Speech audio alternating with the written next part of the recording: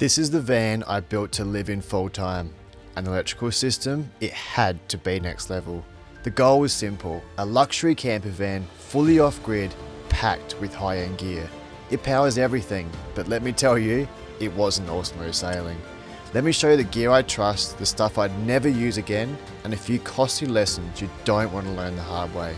Trust me, because I did. G'day van lifers, there's nothing that makes my waters tingle more when it comes to van builds than electronics, and you heard it before. It was my dream to build a luxury camper van with high-end electronics, and I want to take you through on today's video the good, the bad, the ugly, the things I learnt along the way, and maybe some things I'd change if I ever built again. Let's stop talking about it and let's get into it. Rightio, before we get too deep into this video, there's two things I want to get straight off the bat. The first one being, I'm gonna leave some timestamps down below to chop this video up into the fundamental aspects of my 12-volt system. So the brains of the unit, the 12-volt system at the front, 12-volt system at the rear, and also the components that I'm using to build my dream home on wheels. Second one being is, this is not a how to build your camper van electronics. This is showcasing what I'm using and why I chose them. If you want to learn about wiring, gauges, solar, all that sort of stuff, make sure to head over to the Explorer's Life page, because when I was learning 12-volt systems, he was incredible, especially for the Victron setup that I've got here. So head over to his YouTube, watch it, learn it. It is absolutely incredible. But for now, let's go on to the brains of the unit. So what we're going to do is work our way in chronological order of the items that I installed, and hopefully that will give you some tips and tricks along the way of don't do this because it costs me time and money, or do this first because it's just so much easier. So the first one we installed was a DC to DC. So front battery, run a cable all the way through. We've got a 50 amp fuse on there all the way through, but before it goes into the DC to DC itself, it's on a switch, because I want to use this as least as I possibly can, where it's days of 3-4 cloudy days and the solar's not working.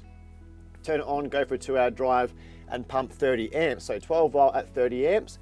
This is the Victron Smart system, so it's all Bluetooth, and I'll show you a little bit later on the app because it's truly incredible what it can do and how much alterations you can make. The other switch down there is for the MPPT. Now, a bit of a teaser for a future video. I talk about the 7 biggest mistakes that I made when converting this van, and you not to do it. For that one, it was max out the real estate on your roof with solar. It is literally harvesting free energy to power your van. When I first installed this MPPT, it was a 30 amp. Luckily, the biggest thing that I done was ran a 60 amp or a 6 gauge wire from the roof all the way through, so I could actually upgrade that. When I first installed it, it was a 30 amp, 360 watts on the roof. It wasn't enough, or it isn't enough. So actually sitting at home right now, I've got another 220 watt solar panels, which will mean 600 watt. So if I'm using 30 amps and also about 40 to 45 amps through my solar, I can charge an absolute shit ton back into my batteries on those days where I'm producing, heaps of energy, and that is absolutely perfect. The reason it's switched is if it's in storage or the DC I don't want to use, I can just turn them off. Bob's your uncle, and it's easy as that. The next 2 items that were installed were the 170 amp lithium batteries from Renogy. Now, initially when I installed and purchased these, it was to save a bit of money, because you'll find out in a future upcoming video about the total budget cost of this van. An electronic system plays a huge part to digging a hole in my pocket. And unfortunately, that budget will only get worse. Future Matt coming to you 2 weeks after creating this video, because now these 2 Renogy batteries are completely stuffed. I can safely say to not buy Renogy batteries at all. Not just because of these 2. In our household, we've bought 5 Renogy batteries. 4 of them completely stuffed. Get to a low voltage and we'll just never put charge back in them. And it gets better. You contact Renogy and they just don't want to borrow a soap of you. These are 2 years old. They should be rated to about 4,000 cycles. I've maybe done a couple of 100 cycles out of them. Absolutely nothing wrong with them, but they do not want to help you at all. So please do not buy Renogy batteries. I'm more angry at myself than I am at Renogy, because this, you'll find out in a budget video, this system cost me a lot of money, and I tried to save some money by buying Renogy batteries. Spend money, buy right the first time, and you won't buy twice. That's what I'm most angry about.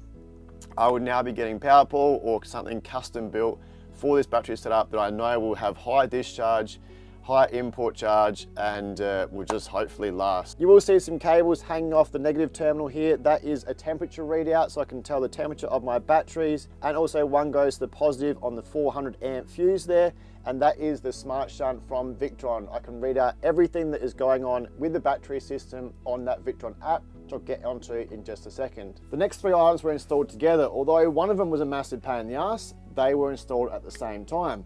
I want to take you through this link distributor as the heart of the unit, the Servo GX as the brain of the unit, and the Multi Plus 2 as the pain in the ass little brother.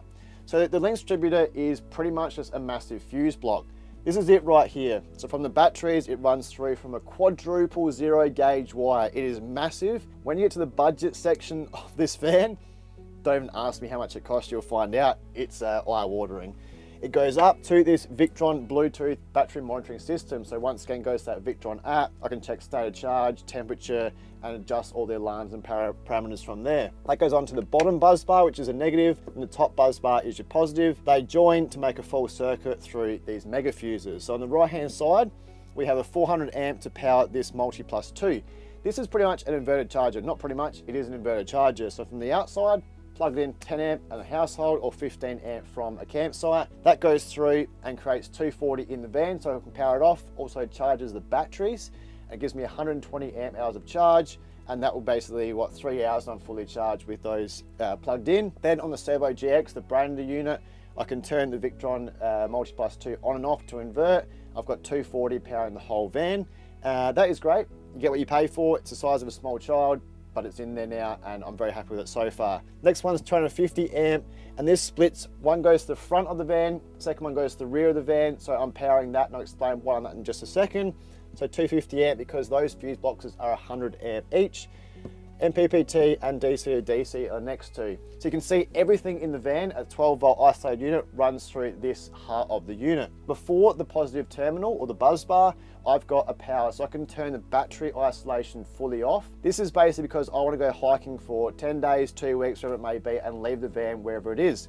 So I don't want any 12 volt system running through here for the heat and obviously the charging capability. So here we have the visual brains of the entire unit. So down there is a Servo GX, tiny little box that controls the whole system. So we've got VE direct and VE bus cables that go into that from the MPPT, DC to DC, and what they basically are communication cables into that.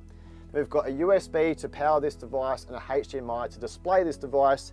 And with those cables, we can get a direct readout of everything that's going on. So at the moment, I'm getting 10.9 amps from my MPPT, and that Servo GX is telling me that.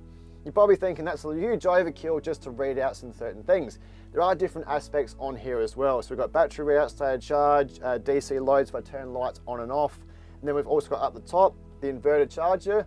So it tells me if it's inverting or charging or doing both. And then I can also go through and turn the inverter actually on and off through there. Now, if you are interested in getting a Victron system, it is a huge learning curve. And I learned that very difficultly the hard way. The first 2 weeks I used it, I was sitting there one night and the whole van just went black. And I thought, no, I'm not sure, I'll check it out tomorrow when I get some solar. It was this idiot. I didn't set up the parameters correctly, but Victron forums are second to none. I went on there, within sort of 2 or 3 days, someone helped me and I'm set up, never had an issue since. So thank golly gosh for that. But also on this system, I can go through because I have a GX Tank 140 installed, another thing to install.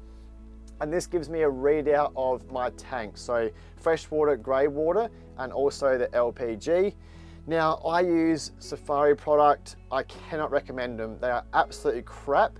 And I reached out to them and told them what the issue was, and they just said, yeah, unfortunately that happens. What happened is a little tiny bit of ABS plastic from my grey water tank got inside this tiny little nozzle that reads out the most important fundamental part, and it's never worked. If it's full, it's 0%. If it's empty, it's 0%. And they had no recollection or no incentive to help. So please do not buy their product. Just go straight to Mapika. I use that for my LPG. Replace the battery every 5 years. They're pretty much the same price and do a perfect job. And it saves you the money of buying GX tank because it works off Bluetooth, hook it up, and it just reads out directly.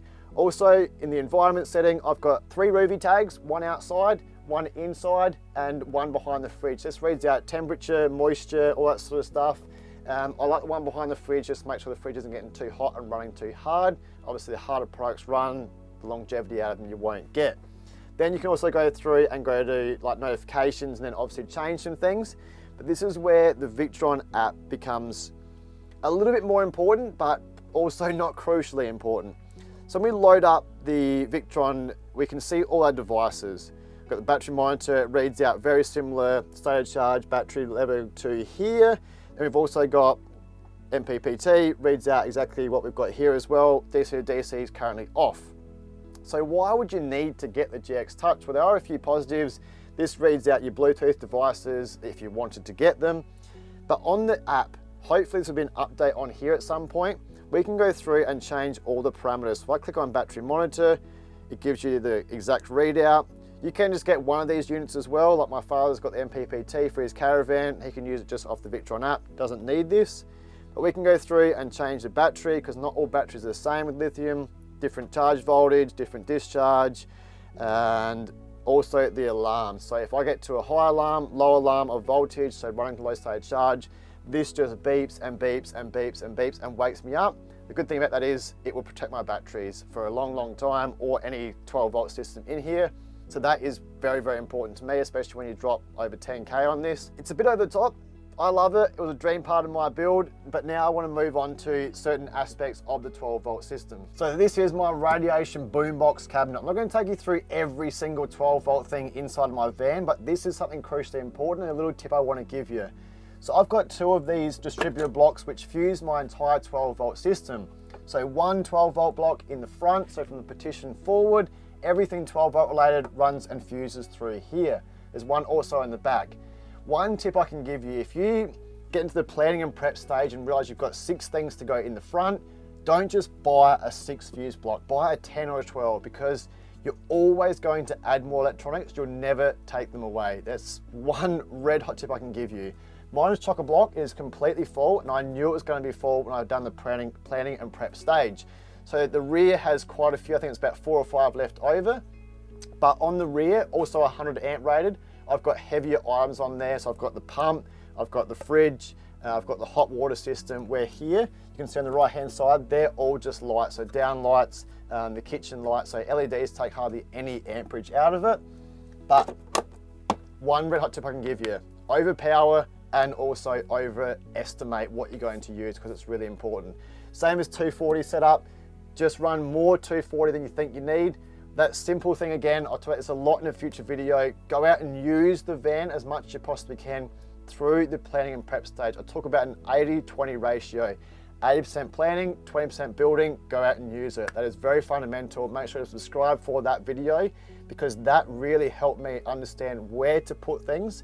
And you don't want to finish your build and think, I should have put a 240 volt system there, because it's pretty bloody late. Like now, the roof's on, I've got all my cabling run over the roof. It'd be very, very, no, it's impossible to get more cable run through there. So please overestimate and over prepare yourself for future changes and plans. I want to give you 2 red hot tips when planning and preparing for your 12 volt system in your camper van, because as we know, it's one of the first things we have to do in our van when it's complete bare shell is to run all the cabling for our 12 volt system. And that's pretty scary, because we might not know the full outcome of what we want inside our van. So these 2 tips can definitely help you out. And trust me, I was the idiot who done them, and I wish I knew this before I done my 12 volt system. If you have a 10-way fuse block, run 1 wire for each outcome. TV, 1 wire, LED, 1 wire, fridge, 1 wire, oven, 1 wire. You get what I'm trying to say. We don't want to tap into things later because we don't know the full amperage of what it's going to draw. The second one being is there's this thing called Google. Go on there and type in wire calculator. You can go to 12 volt system, your voltage drop at 2 to 3%. It'll give you your gauge wiring. Now, obviously, an LED and a fridge is going to draw different power. A fridge is around 8 amps, an LED is around anywhere from 1 to 2 to 3 amps, so a huge difference. We don't want to buy a cable to do one thing that's underpowered, so just go on there and work out what your highest pull amperage is. I believe for me, it was my pump or my fridge, roughly around that 8 amps. That gave me an equation of a 12 gauge wire. Just go and buy 10 gauge wire for all your heavy appliances, and then LEDs were about a 14 gauge wire. I just went and bought 12 gauge wire to run all of them. Therefore, we know we're overpowering and future-proofing ourselves. If we upgrade the lights, get a different fridge, has a different amperage draw, who knows? Usually things get more efficient, but who actually knows? Rightio, I hope you've enjoyed this video because this is how my van has to look to showcase this video to you guys. But there's two reasons around that. Obviously the first one being is to show you this video, and the second one being is to make sure I can work on this 12 volt system when I'm on the road out and about. And that's a very important point. You don't want to build a system, make it look incredible, and it's tucked away in this little corner and you can just never get to it. So make sure you've got all the right tools to operate on it. And for me, obviously I'll not be sleeping this way. I can put this back together in about half an hour and it's good to go. So changing fuses, looking at terminal rings, making sure heat distribution's okay is all good inside of my van. So that's very, very important. The other one being is, I know this is daunting, I know it's hard, but at the start of your build, this is one of the pieces of papers I done when I first designed my 12 volt system. And what it is basically where everything's gonna go.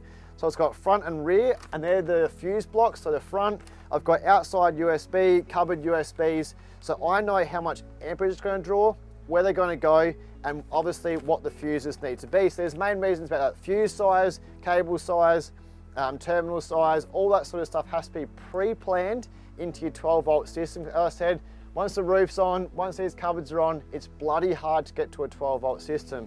So make sure you go through, understand from the company. I've used all top products. Well, I believe the top products, Bushman fridge and Bushman freezer, they give you in the instruction manual how much amperage they draw. On startup, it's always going to be more than the inverter system, obviously. So around 7 amps on startup, then it drops down to about 3 amps as a constant draw. So you want to make sure you're getting enough as a 10 amp fuse to handle this fridge, and really thick wire to operate from that. And make sure you read the specifications, because on Bushman, on the fridge and freezer, it cannot go through a fuse block. It has to go directly. Now I've contacted Victron, it can go directly to that fuse distributor block, but it cannot go through a main fuse block through there. So make sure you read all the specifications. And guys, I'm not just saying this for the sake of saying it, it's your warranty, but mainly it is your van. This cost me a bomb of money. If this burns down, I don't know what I'd do. I'd cry for probably a week or so. But if you have any questions about 12 volt system, if you're planning in the prep stage and want to know any tips and tricks, please leave them in the comments below. I would help out as much as I possibly can. If I can't, someone else can, because the problems I haven't had, someone else would have out there. And that's what the van life community is all about, helping each other out. And 12 volt can be very daunting at some point, so we need to help each other out as much as we can. But guys, now I'm gonna go enjoy the sunset, watch the waves crash in, and I'll see you somewhere in the beautiful world of Australia. Ciao.